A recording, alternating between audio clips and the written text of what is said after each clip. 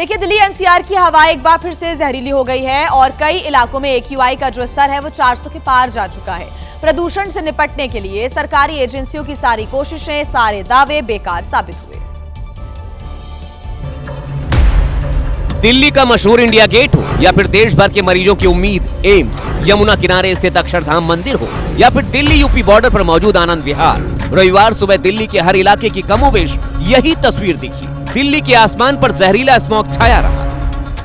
चाहे हम बात करें इंडिया गेट की, आनंद विहार की, अक्षरधाम की, पूरे इलाके में एयर पोल्यूशन का जो एयर क्वालिटी इंडेक्स है वो 300 के पार है। AQI डेटा मुहैया कराने वाले समीर ऐप के मुताबिक रविवार सुबह दिल्ली के 39 में से 21 मॉनिटरिंग स्टेशनों पर AQI 400 के पार दर्ज किया गया, यानी दिल्ली की हवा सांस लेने के लिहाज से खतरनाक श्रेणी में पहुंच गई है। समीर ऐप के मुताबिक ITO चौराहे पर AQI का स्तर 420, विवेक विहार में 424, वजीरपुर में 435 और बुराड़ी में 430 तक पहुंच गया। डॉक्टरों का कहना है कि यह जहरीली हवा बच्चों और बुजुर्गों के स्वास्थ्य पर बुरा असर डाल सकती है। ऐसे में डॉक्टर्स ने बच्चों और बुजुर्गों को बाहर नहीं निकलने की सलाह दी है। साथ ही लोगों को मास्क पहनने और जरूरी काम होने पर ही बाहर निकलने की नसीहत भी दी है। अब देखिए, हर साल की तरह दिल्ली इस बार भी मेडिकल इमरजेंसी से जूझ रही है। कई इलाकों में AQI 400 के पार जा चुका है और इसी को लेकर आज दिल्ली की जनता का गुस्सा फूट पड़ा। प्रदर्शनकारी इंडिया गेट पर प्रदर्शन कर रहे थे और वायु प्रदूषण को रोकने के लिए ठोस नीतियों की मांग कर रहे थे, लेकिन तभी पुलिस एक-एक कर लोगों को हिरासत में लेना शुरू कर दिया। पुलिस ने प्रदर्शनकारियों को डिटेन किया और बसों में बैठाकर पास के थाने ले आई। प्रदर्शन की वजह से आज मेन इंडिया गेट पर आम लोगों की एंट्री भी बंद थी। यहाँ तक कि कर्तव्य पथ के पूरे इलाके को बंद करना पड़ा था। हालांकि पुलिस का कहना है कि इस प्रदर्शन के लिए कोई अनुमति नहीं ली गई। CPCB के मुताबिक दिल्ली वासियों ने रविवार को लगातार 26वें दिन खराब हवा में सांस ली। इस सीजन में 14 अक्टूबर को दिल्ली की वायु गुणवत्ता खराब श्रेणी में पहुंच गई थी। वहीं बेंगलुरु की परापना अग्रहारा सेंट्रल जेल इन दिनों सुर्खियों में है और एक वायरल वीडियो में दिखाई दिया था कि किस तरह से कुछ कैदी फोन का इस्तेमाल यहां पर कर रहे हैं और जो तस्वीरें सामने आई हैं वो और भी ज्यादा हैरान कर देने वाली है। क्योंकि जेल के अंदर शराब पार्टी के साथ नाच गाना चल रहा है, बकायदा चखने का इंतजाम है। शराब के नशे में कैदी झूम रहे हैं। कैदियों के ऐशगाह बन चुकी ये जेल राज्य की कानून व्यवस्था पर गंभीर सवाल खड़े कर रही है। इससे पहले कल भी वायरल हो रहे वीडियो में देखा गया कि कैदी कैसे बेधड़क फोन का इस्तेमाल कर रहे थे। इसमें एक कैदी शकील को NIA ने दिल्ली एयरपोर्ट से गिरफ्तार किया था। वहीं वीडियो में दिख रहा है कि सीरियल किलर और रेपिस्ट उमेश रेड्डी भी मोबाइल का इस्तेमाल करते हुए देखा गया। अब देखिए, इस देश में आज भी कई ऐसे गांव हैं और कस्बे हैं जहां पर अंधविश्वास का बोलबाला रहता है। राजस्थान के भीलवाड़ा से अंधविश्वास की एक ऐसी कहानी सामने आई है जिसे सुनकर आप भी हैरान रह जाएंगे। 9 महीने के गोविंद को पीलिया था, लिहाजा परिजनों ने अस्पताल ले जाने के बजाय घर पर ही इलाज करना शुरू कर दिया। किसी ने बताया कि झाड़ फूंक और गर्म सलाखों के दागने से पीलिया ठीक हो जाएगा। परिजनों ने भी यही किया, लेकिन ये तरकीब काम न आई। उल्टा बच्चे की तबीयत और ज्यादा खराब हो गई। निमोनिया बिगड़ता देख बच्चे को अस्पताल में भर्ती कराया, लेकिन डॉक्टरों की कोशिशों के बाद भी गोविंद बच नहीं पाया और जिंदगी की जंग हार गया। वहीं राजस्थान के कोटा में डबल मर्डर का खुलासा हो गया है। जांच में यह पता चला है कि उधार दिए हुए पैसे मांगने पर मां बेटी की हत्या कर दी गई। 7 नवंबर को ज्योति वैष्णव और उनकी बेटी पलक वैष्णव की हत्या हुई थी। इस मामले में पुलिस ने प्रदीप वैष्णव और भरत को गिरफ्तार किया है, जबकि राजू नाम का तीसरा आरोपी फरार है। पुलिस को जांच में पता चला कि ज्योति वैष्णव ने 60,000 रुपए उधार दिए थे और अब वो पैसों को वापस मांग रही थी, लेकिन पैसे देने की जगह आरोपियों ने हत्या की खौफनाक साजिश रच डाली।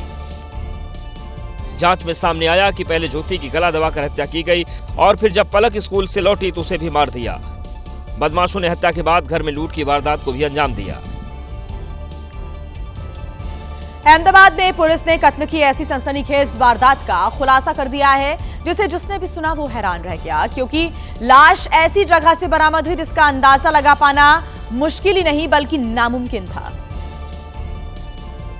क्योंकि पत्नी ने प्रेमी और उसके दोस्तों की मदद से पहले पति समीर की धारदार हथियार से हत्या की और फिर लाश को उसी के रसोई खाने में दफना दिया जहां वो रोज खाना बनाती थी। इसके बाद ऊपर से सीमेंट और टाइल्स बिछा दी गई ताकि किसी को शक न हो। क्राइम ब्रांच ने समीर अंसारी की तलाश शुरू कर दी तो पता चला कि पिछले 14 महीनों से समीर का मोबाइल फोन बंद है। बाद में पुलिस को समीर की हड्डी के टुकड़े उसी के किचन से मिले, जिसकी डीएनए जांच के बाद पुष्टि हो गई। रूबी और समीर की शादी 3 साल पहले हुई थी, लेकिन दोनों में अक्सर लड़ाई झगड़े होते रहते। इस बीच उसका पूर्व प्रेमी उसी कॉलोनी में आकर रहने लगा जहां समीर अपनी पत्नी रूबी के साथ रहता था। इसके बाद दोनों में अवैध संबंध बन गए और उसी के दौरान दोनों ने समीर की हत्या की साजिश रच डाली। फिलहाल पुलिस ने आरोपी इमरान को तो गिरफ्तार कर लिया है, वहीं 3 आरोपी अब भी फरार चल रहे हैं।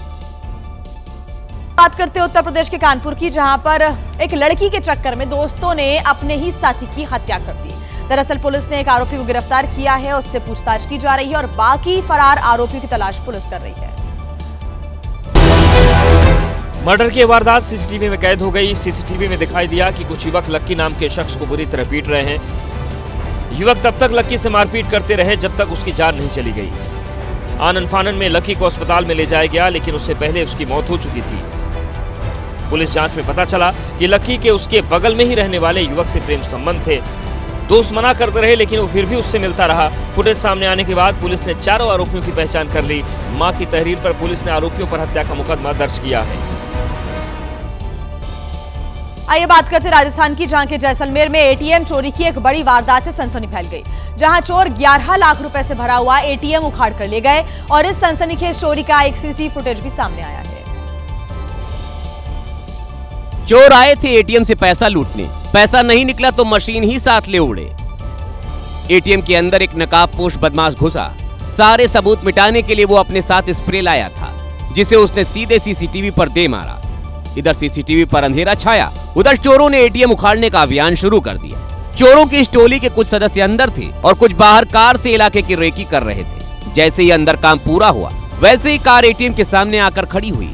एक ने सीसीटीवी का वायर काटा, वहीं अंदर स्प्रे लेकर जाने वाले चोर ने यहां भी स्प्रे मारकर कैमरा बंद कर दिया और एटीएम कार में डालकर फरार हो गए। अब पुलिस फॉरेंसिक टीम की मदद से चोरों की तलाश कर रही। देखिए, चलती हुई कार जब नियंत्रण से बाहर हो जाती है तो बड़े हादसे हो जाते हैं। ब्राजील में एक ऐसा ही हादसा हुआ जहां कार सीढ़ियों से नीचे गिरती हुई नजर आई। जिन सीढ़ियों से लोग पैदल उतरते हैं, वहां पर यह कार रॉकेट की रफ्तार से गुजरती हुई दिखाई दी। जमीन पर गिरते ही कार के परखच्चे उड़ गए।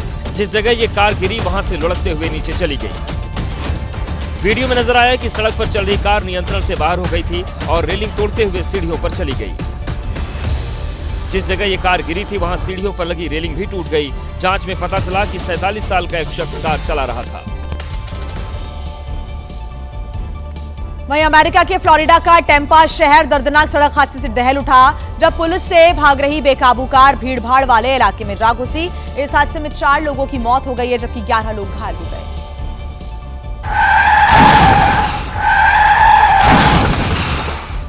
एक पल में बेकाबू कार ने लोगों को कुचल दिया।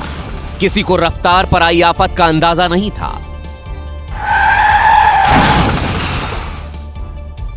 बीच सड़क कत्लेआम मचाने वाली ये कार कुछ देर पहले पुलिस से भागती दिखी थी। किसी वीडियो गेम की तरह दिख रही सैटेलाइट से ली गई तस्वीरों में आरोपी के कार की स्पीड काफी ज्यादा तेज थी। पुलिस भी लगातार पीछा कर रही थी। तभी आरोपी ड्राइवर ने शहर के भीड़भाड़ वाले इलाके में अपना कंट्रोल खो दिया और सीधे सड़क किनारे खड़े लोगों को टक्कर मार दी। हादसे के बाद चीख पुकार मच गई।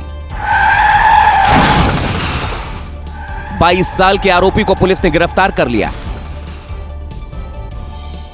और वहीं रूस के दागिस्तान में यात्रियों से भरा एक हेलीकॉप्टर अचानक से क्रैश हो गया। इस हादसे में 5 लोगों की मौत की जानकारी है, जबकि 2 लोग गंभीर रूप से घायल हो गए।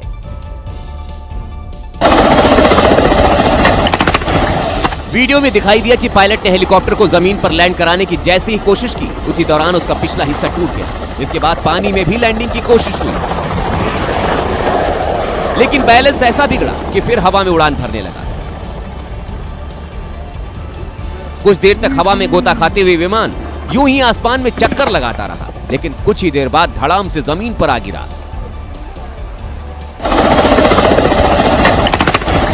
इसकी वजह से हेलीकॉप्टर में मौजूद 5 लोगों की मौत हो गई। हादसा कैस्पियन सागर के पास हुआ।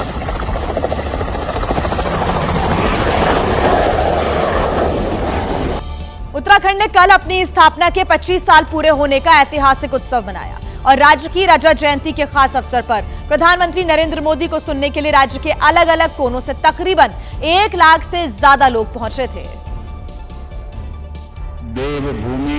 प्रधानमंत्री ने अपने संबोधन की शुरुआत पहाड़ी बोली में की, जिससे वहां मौजूद जनता के चेहरे खिल उठे।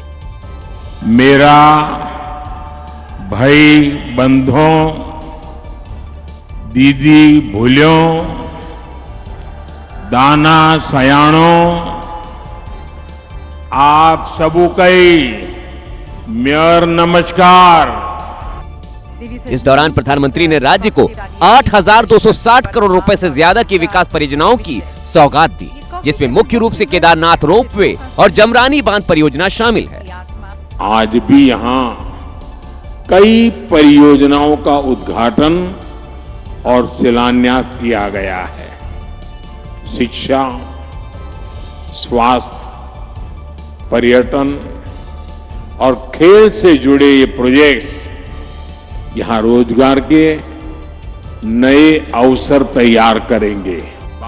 अपने संबोधन में पीएम मोदी ने जनता को उत्तराखंड की 25 सालों की उपलब्धियां भी गिनाई और भविष्य में भी निरंतर विकास का वादा किया। इस मौके पर पीएम मोदी ने उत्तराखंड की गौरवशाली यात्रा के प्रतीक के रूप में एक स्मारक डाक टिकट भी जारी किया। रिलायंस इंडस्ट्रीज के चेयरमैन मुकेश अंबानी ने राजस्थान के पवित्र शहर नाथद्वारा में श्रीनाथ जी के दर्शन किए और इस दौरान उन्होंने गुरु श्री विशाल बाबा साहब से भी आशीर्वाद लिया। दर्शन के बाद मुकेश अंबानी ने नाथद्वारा में यात्री और वर्ष सेवा सदन बनाने का भी ऐलान किया है। इसके लिए उन्होंने 15 करोड़ रुपए का दान भी दिया। सेवा सदन में 100 से ज्यादा कमरे बनेंगे, जिसमें बुजुर्ग, वैष्णव और आने वाले भक्तों के लिए आधुनिक और बेहतर सुविधाएं भी होंगी। प्रोजेक्ट की अनुमानित लागत 50 करोड़ से ज्यादा है, जिसे 3 साल में पूरा किया जाना है।